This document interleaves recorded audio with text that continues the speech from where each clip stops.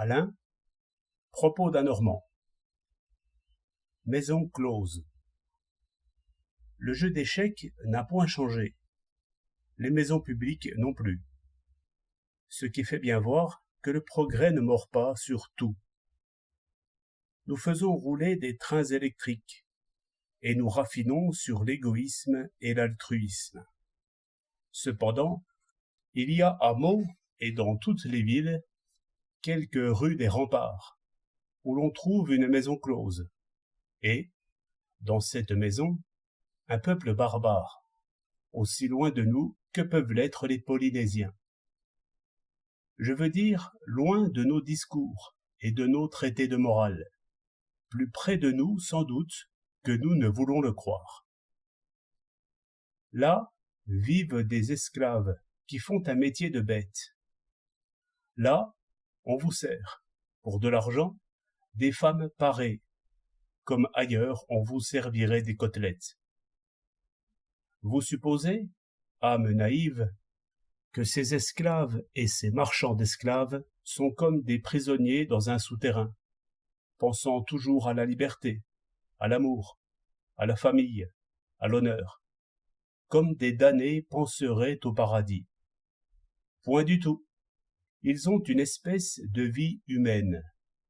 Ils ont de bons moments, des rires, des larmes, des querelles, des réconciliations. Le maître gouverne par la force, et la maîtresse gouverne par la persuasion. Il y a chez eux des sages et des fous. Il y a des maximes raisonnables. Il y a des règles de l'honneur.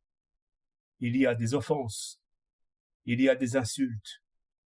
Il y a des passions nobles et des passions viles. L'une est méprisée pour son avarice, l'autre est connue pour envieuse et menteuse.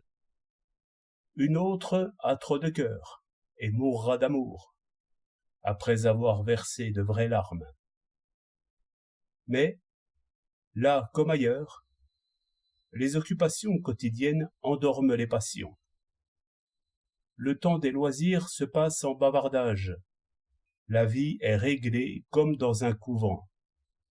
On craint le prieur, mais au fond, on l'aime un peu, et l'on célèbre sa fête en levant les verres, autour d'un gâteau à la crème.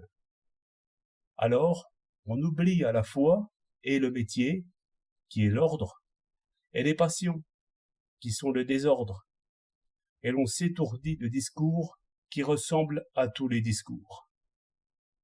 Un étranger qui entendrait cela crierait sans doute à ces pauvres marchandes de plaisir: songez au métier que vous faites, à ces brutes qui vous louent et vous vendent comme des outils ou des victuailles.